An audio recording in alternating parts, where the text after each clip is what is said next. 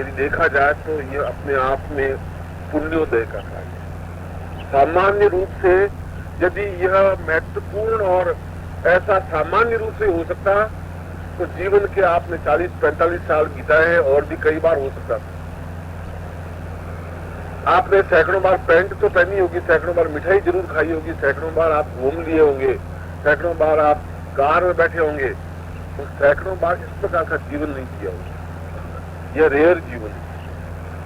यह जीवन कभी कभी प्राप्त होता है, मगर जैसा कि मैंने बताया कि यह आप पे डिपेंड है कि आप उस जीवन को किस रूप में देखते हैं। नेगेटिव साइड से देखते हैं या पॉजिटिव साइड से सोचते हैं। कई लोग बहुत दुखी होते हैं, मिलते हैं और कहते हैं गुरुजी बहुत दुखी हूँ, बहुत परेशान हूँ, बहुत टेंशन हूँ, बहुत कठिनाइयां हैं, बहुत अड़चने हैं, आप नहीं जानते कि मेरे मन की हालत क्या है। मगर वह ये नहीं सोचता कि प्रभु की बहुत बड़ी कृपा है, मुझे स्वस्थ शरीर दिया है, हाथ पैर दिए हैं, ये पूरा संसार क्षेत्र मुझे दिया है।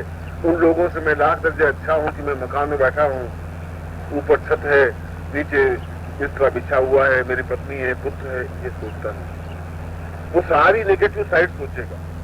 ऐसी कई पत्नियां होती हैं, वो लड़ती ही रहती हैं, उनका काम ही यही है, वो गलतियां ही निकाल सकती हैं, उसको उस आदमी में गलतियां ही नजर आएंगी, ये सारा भरपूर कुछ करता नहीं। ऐसा होती है क्योंकि ये तो आपका अनुभव है इसलिए आप सबके चेहरों पर खुशी नजर आई तो मैंने सोचा ये सब एक्सपीरियंस लोग हैं। मगर ये तो हमारे एक तरफ तो मतलब ट्रैक्टर का टायर है, एक तरफ मोटरसाइकिल का टायर लग गया है। अब वो गाड़ी तो खींचनी है, जैसे खींचे वैसे खींचे, दोनों पहिए बराबर नहीं है तो छोटे बड़े से, स्कूटर का पहिया है तो है, मगर है ये सेकेंडरी साइड। ये तो है, सैकड़ों लोग ऐसे बैठे हैं जिनके है ही नहीं, पहिया ही नहीं है छोटा, इसकी स्टेपनी भी नहीं है। इसलिए ये तो भगवान की बड़ी कृपा है कि हम जीवन को किस रूप में देखते हैं, और यह जीवन एक सकारात्मक जीवन है, यह जीवन एक आनंददायक जीवन है। यदि आप इस जीवन को देखें, वास्तव में बड़ा सौभाग्य की बात होती है कि हम उन गूढ़ विषयों को, उन गूढ़ तत्वों को हम समझने की कोशिश करते हैं, समझते हैं।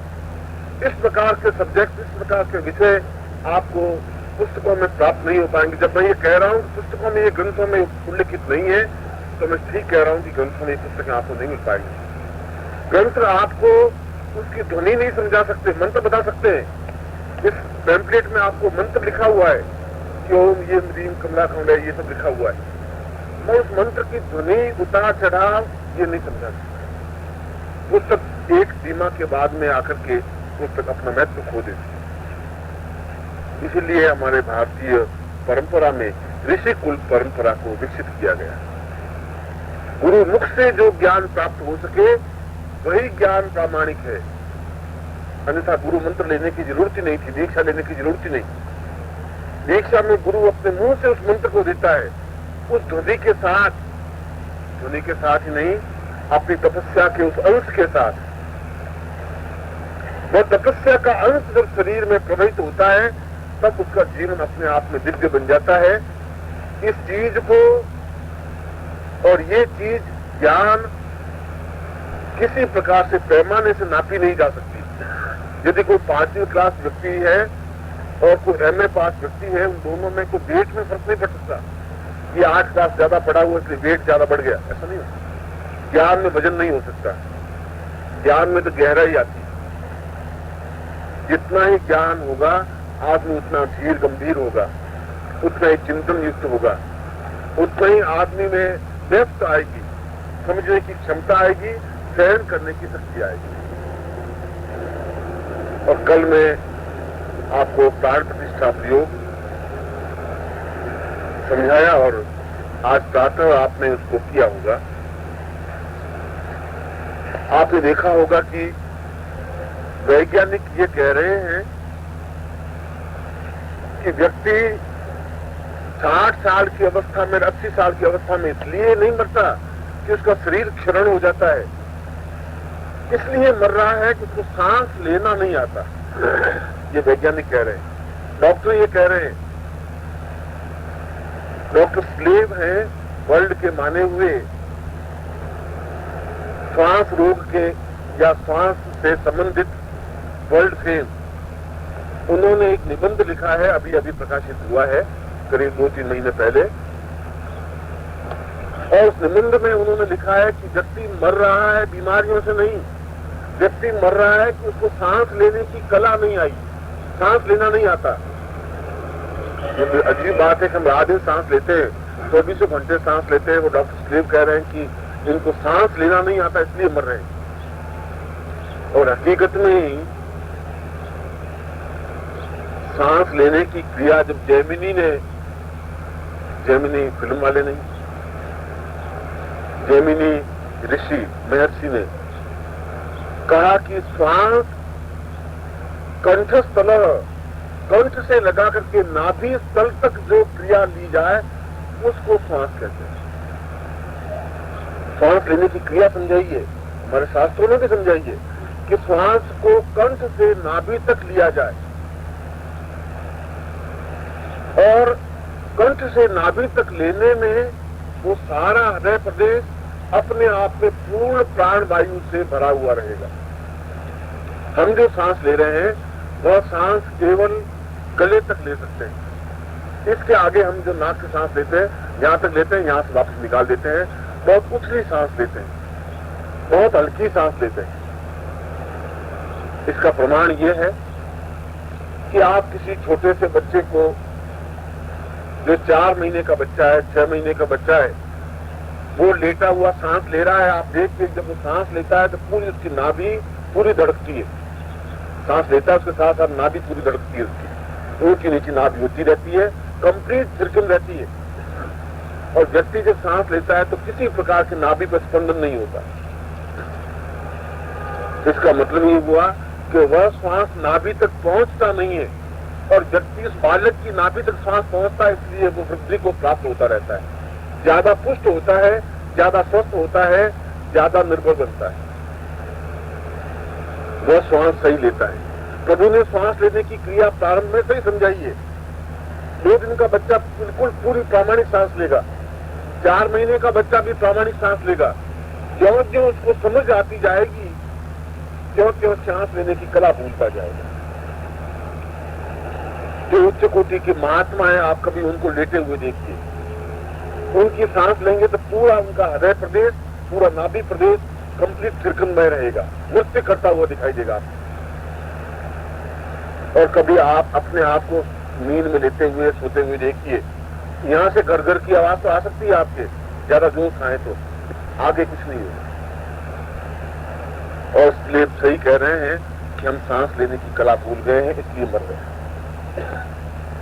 श्वास लेने का अर्थ है इतनी गहराई के साथ सांस लीजिए कि वह सांस कंठ प्रदेश से नाभि को टच करे, स्पर्श करे, और बाकी सांस निकले भी बाहर, जब ऊर्ध्ववायु भी निकले, या जिसको आप ऑक्सीजन हाइड्रोजन कहते हैं, कार्बन डाइऑक्साइड, तो कार्बन डाइऑक्साइड भी अंदर से निकले तो नाभि के अंदर का सारा मल भाग होता हुआ बाहर निकले। इसको पूर्ण श्वास कहते हैं। उस पूर्ण श्वास की छोटी सी झलक आपने आज सुबह देखी होगी, इसको सांस लेने की क्रिया कहते हैं। मैंने आपको कुछ समझाया नहीं है, कुछ अद्भुत चीज नहीं समझाई है, केवल सांस लेने का तरीका समझाया है। उस श्लोक को वापस जवाब दिया है कि हमारे शिष्य को सांस लेने की क्रिया आ सकती है, आ नहीं है। और आप इसको 2 दिन या 3 दिन या 5 दिन घर जाकर प्रैक्टिस करें, और केवल 2 बात माइंड में रखें कि ये सांस लेने के बाद आपका दिन कितना आनंददायक बीतता है, आप उसको अनुभव कर सकते हैं। एक तरोताजगी महसूस होगी, पूरी स्फूर्ति शरीर में रहेगी, ऐसा लगेगा कि पूरे शरीर में कहीं न कहीं कुछ ऊर्जा चेता, कुछ ऐसा लावा की तरह पूरे शरीर में बह रहा है, ऐसा महसूस होगा। एक जिंदगी कुछ मस्ती सी महसूस होगी।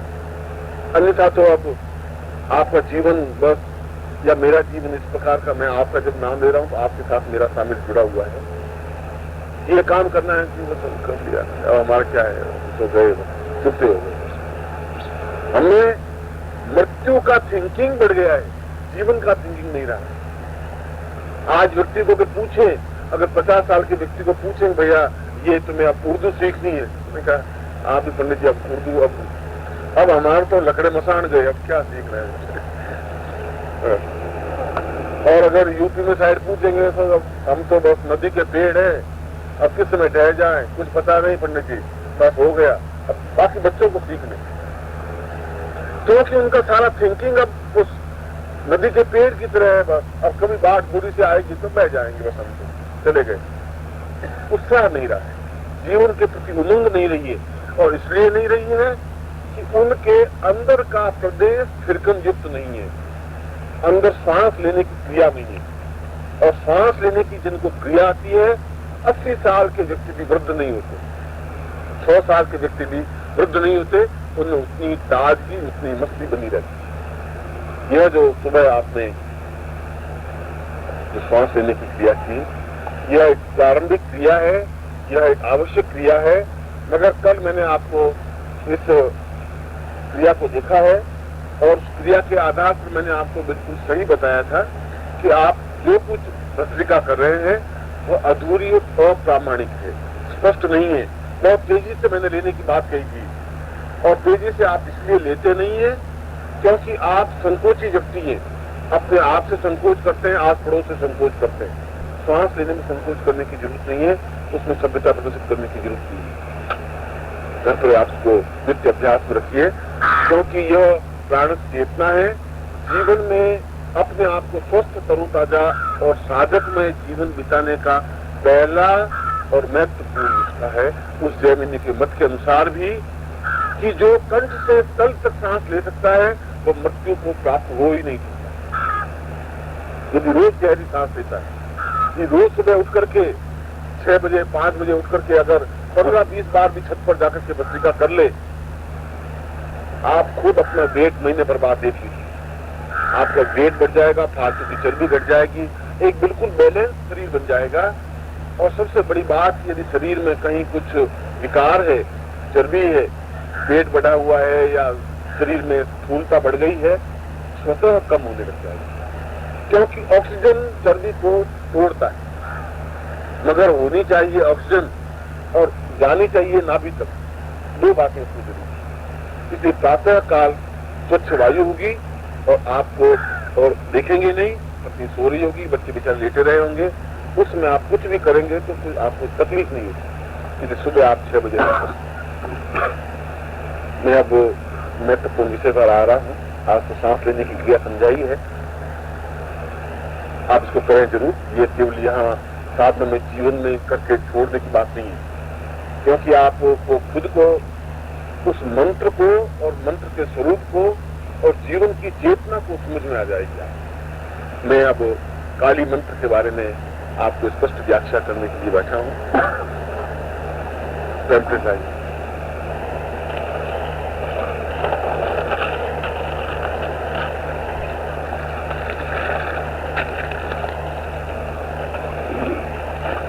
मैंने इस महाकाली साधना में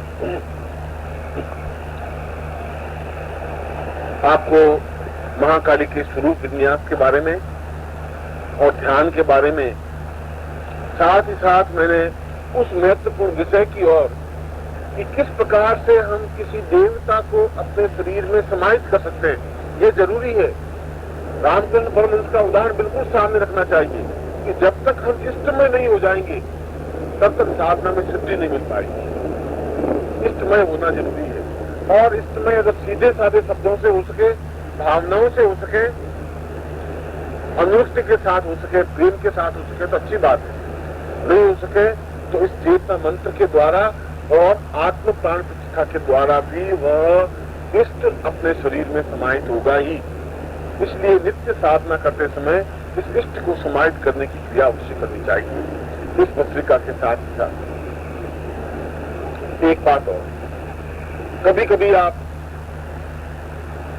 और ये मैं बहुत बिल्कुल प्रामाणिक बात बता रहा हूं, यहाँ कोई भी बात इस पवित्र स्थान पर बैठ करके असत्य भाषण कभी नहीं करूंगा, अपने शिष्यों को साथ कभी छल नहीं करूंगा, जो भी बात है दो टूक कहूंगा, क्योंकि आप शिष्य हैं और मेरे परिवार के व्यक्ति हैं, मैं आपको ओम परम तत्वाय नारायणाय गुरुभ्यो नमः। ओम ह्रीं मम प्राण देह रोम प्रतिरोम चैतन्य जाग्रय ह्रीं ओम नमः। ओम भूर्भुवः स्वः तत्सवितुर्वरेण्यं